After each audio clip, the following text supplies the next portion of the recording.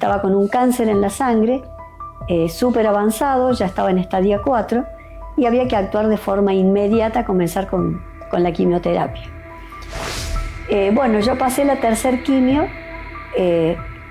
raspando, por así decir, y caí en terapia, intubada, con respirador, quedé en coma.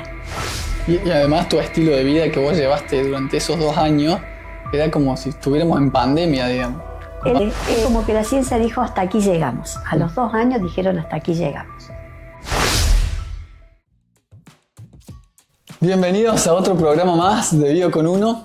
Hoy con una invitada muy especial que nos trae un testimonio, la verdad, maravilloso. Y su historia hizo que hubiera un antes y un después en mi vida.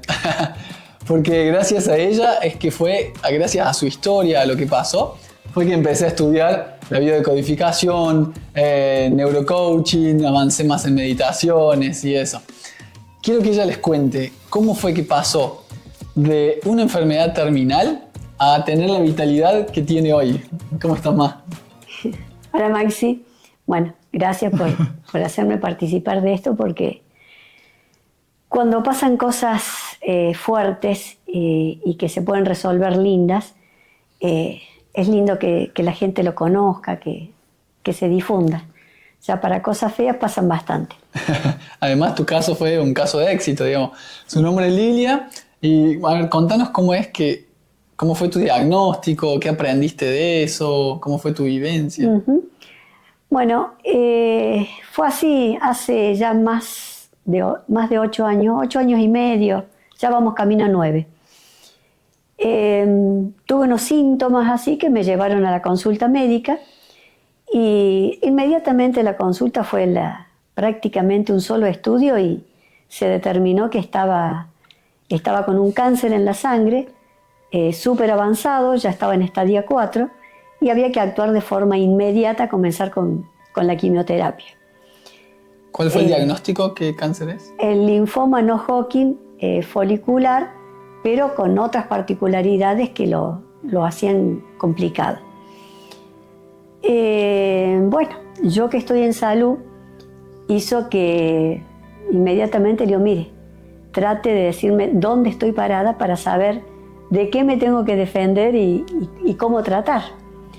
Me dice el médico, bueno, dado el estado, que estamos en estadio 4, que esto no es operable, entonces tenemos 3 posibilidades. Una, no hacer nada para que usted, digamos, en síntesis, no sufra, no pase por todo lo que significa una quimioterapia, la agresividad, la invasión a todo, a los sentimientos, a su cuerpo, al sufrimiento suyo, de la familia, de todos.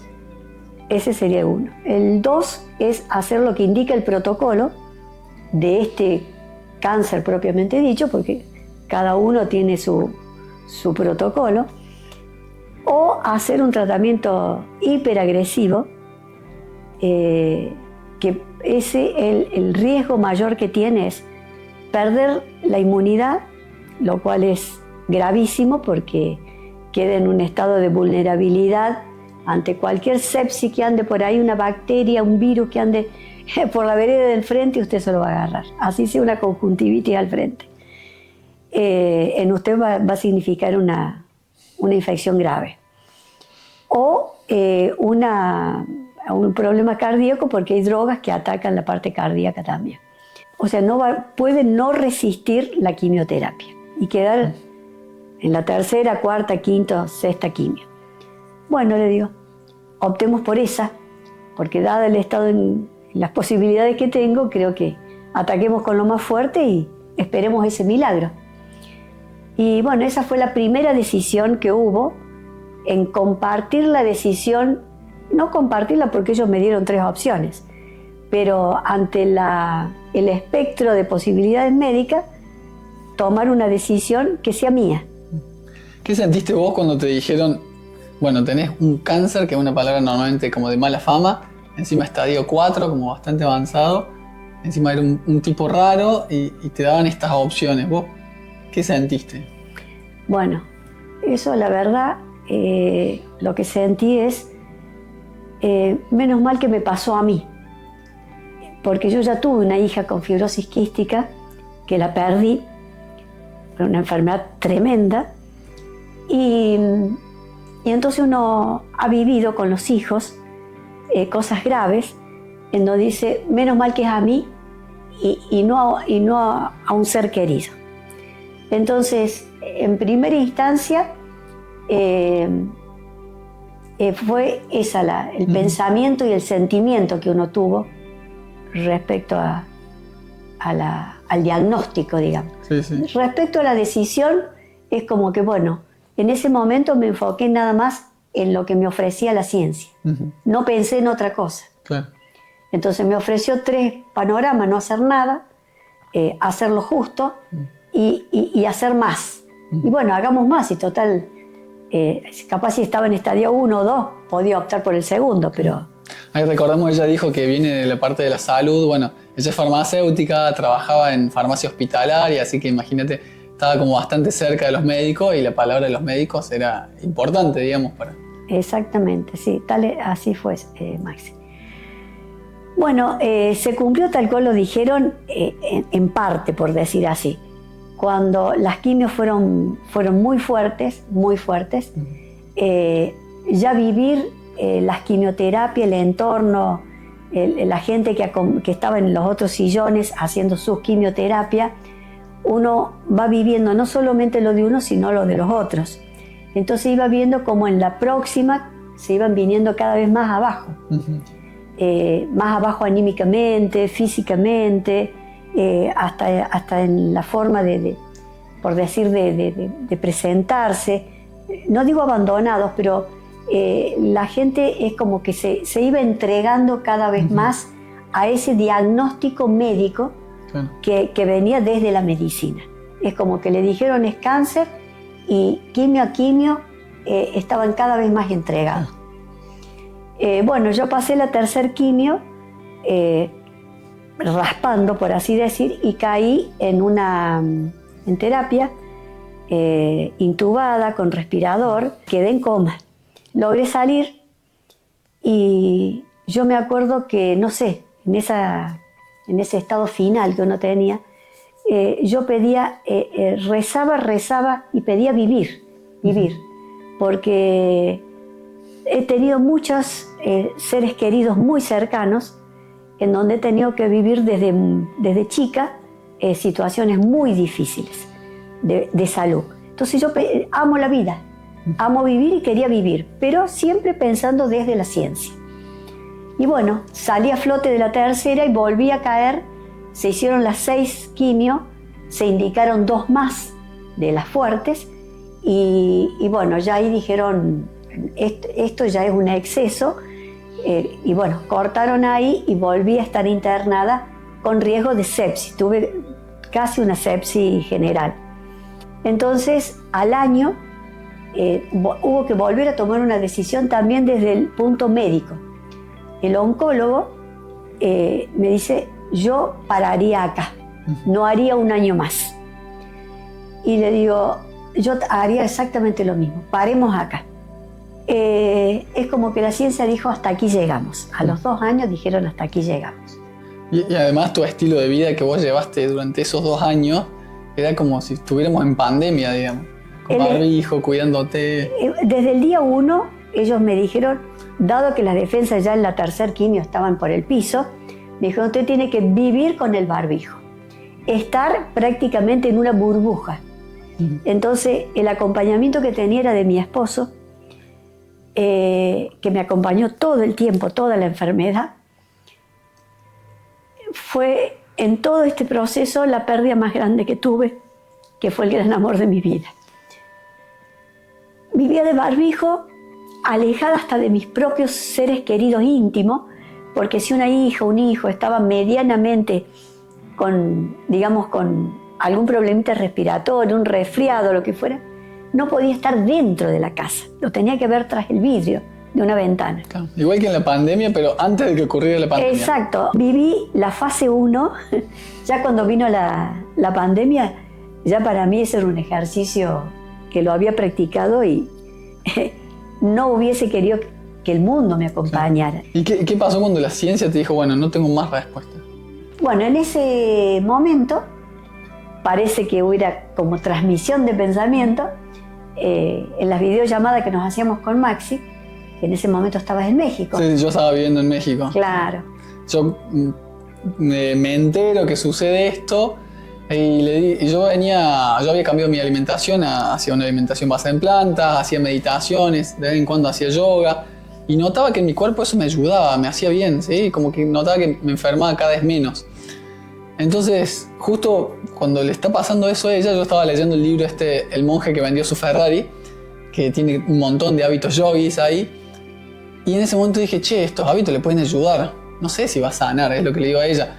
Le digo, ma, mira, si vos me regalás tus mañanas, yo me vuelvo a Argentina y te acompaño unos meses a cambiar tus hábitos, acompañarte a cambiar tus hábitos. Imagínate, yo no era un profesional de la salud en nada, ¿sí? Pero veía que eso funcionaba en mí, los libros que yo estaba leyendo estaban relacionados y me decían que iba por ahí el camino. Y bueno, y ahí ella aceptó y empezamos el camino de todos los días a hacer, no sé, por ejemplo, yoga, ejercicio físico, salir a caminar, leer libros sobre el poder de la palabra, el pensamiento, las emociones, cómo influyen en nuestra química, en nuestra salud, ¿sí?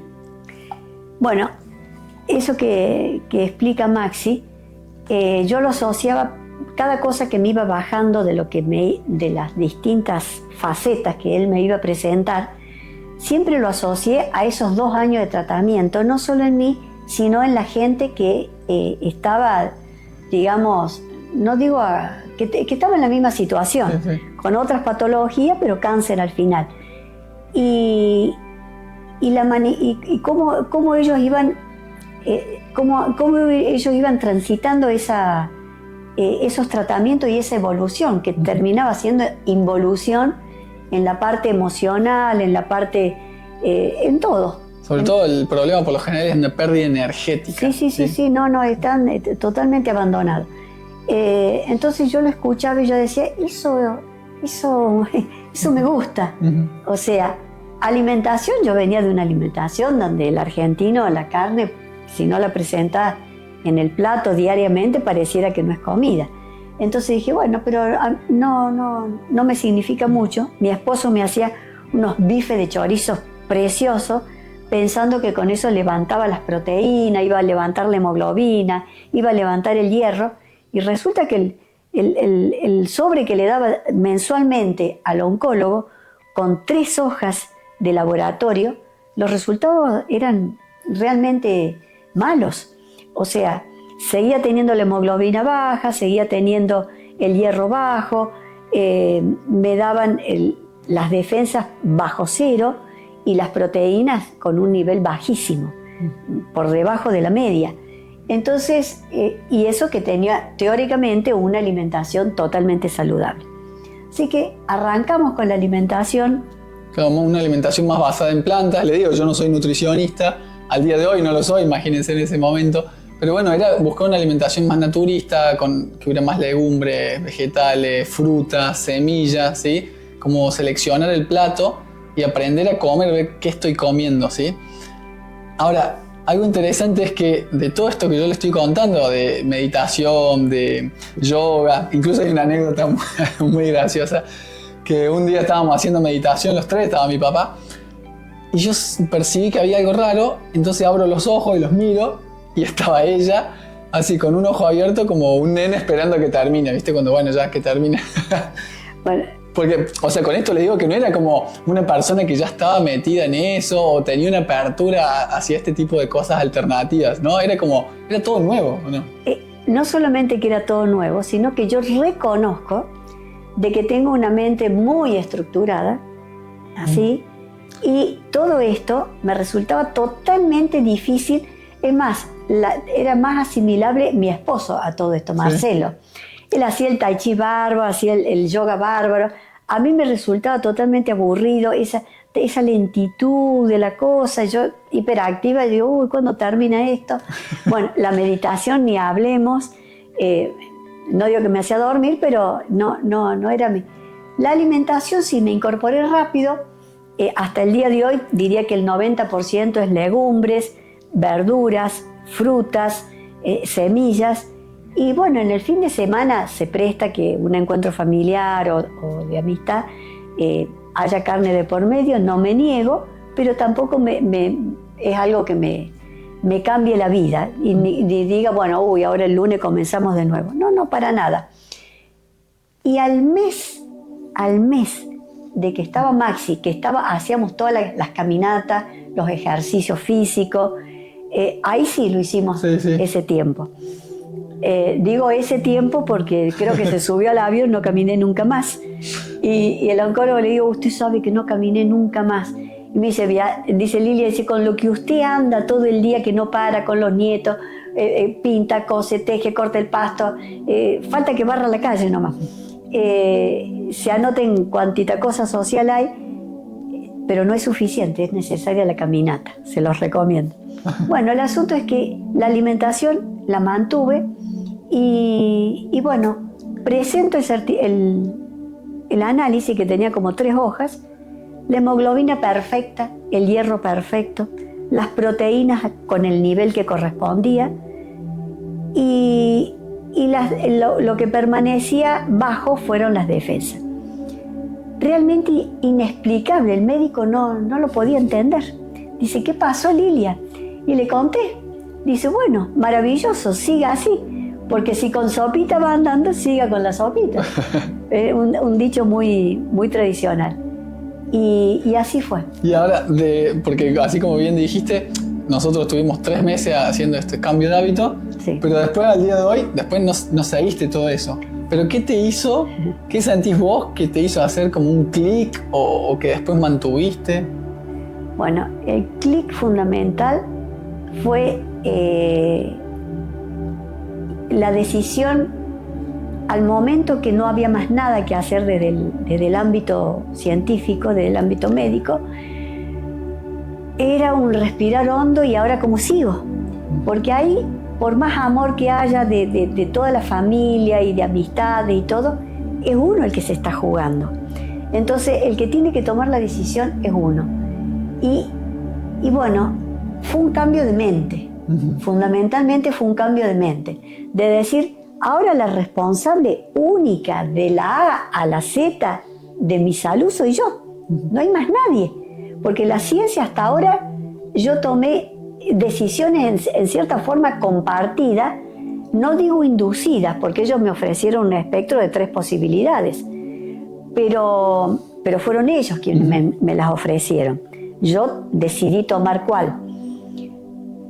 En ese momento, y eso le aconsejo a cualquiera que pase por una situación similar, es muy importante que la decisión la tome uno y no que se sienta que es empujado en cada quimio por el hermano, el tío, el abuelo, el primo, sino que la decisión sea propia, porque eso hace que al momento de que pase ese proceso de quimioterapia, las drogas, por así decir, que son fuertes, agresivas y para nada livianitas, la persona tenga la fortaleza suficiente para soportarlas, por así decir, porque dice, me la tengo que bancar porque me va a ayudar. Porque eso además, en un momento. Porque además vos confías en ese momento, si la persona...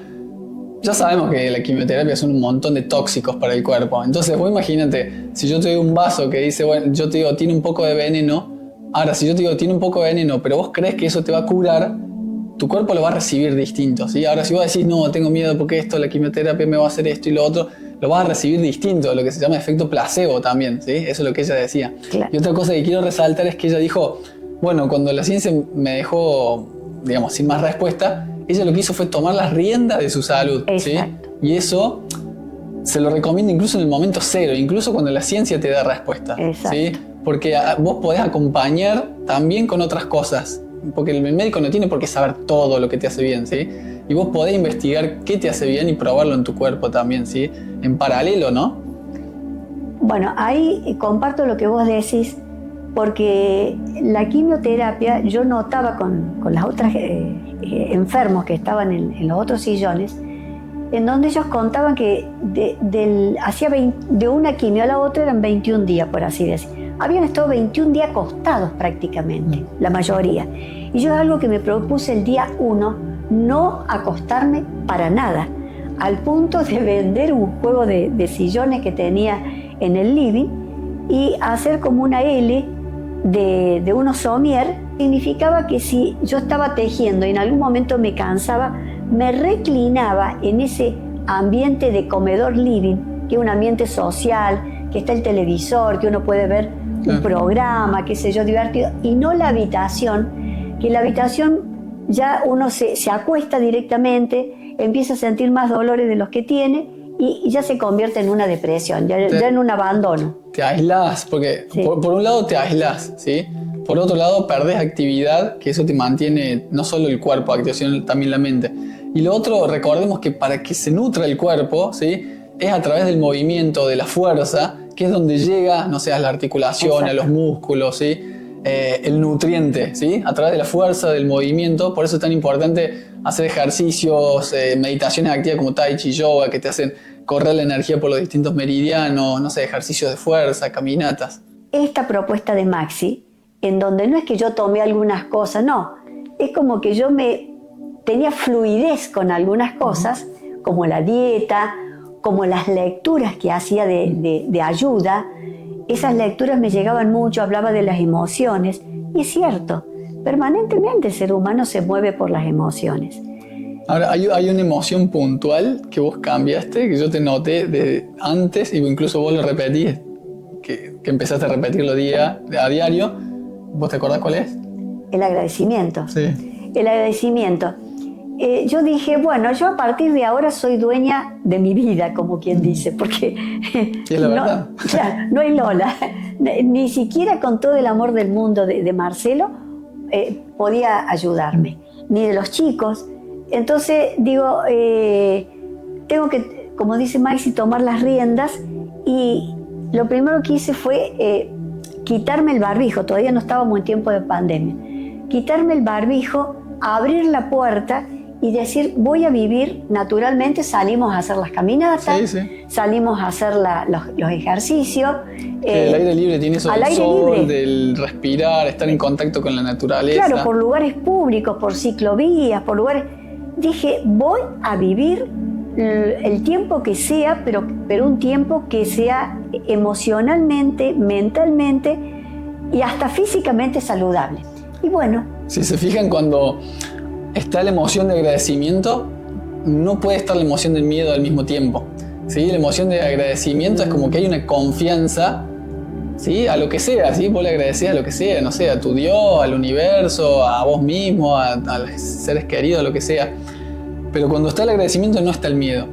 Y el miedo es la emoción que más aparece al principio en las enfermedades, ¿sí? Porque es el miedo a no poder hacer tal cosa, el miedo a morir, el miedo a qué dirán o lo que sea, ¿sí? Y el miedo es lo que hace que después esa enfermedad por ahí se expanda. Incluso muchas veces un cáncer de pulmón, una metástasis en pulmón, termina siendo le diagnosticaron algo y luego hizo metástasis en pulmón, pero eso fue porque hubo miedo a la muerte, ¿sí? Entonces, eso del agradecimiento es como clave en esta receta. Con el primer nieto, él me quería, porque mi hija me decía, mamá, mira que está con moquito, no le des beso, qué sé yo. Entonces, ponete el barbijo. Bueno, yo me ponía el barbijo en el momento que la criatura me decía que estaba con problemitas de respiratorio. Y él me bajaba el barbijo porque me quería dar besos.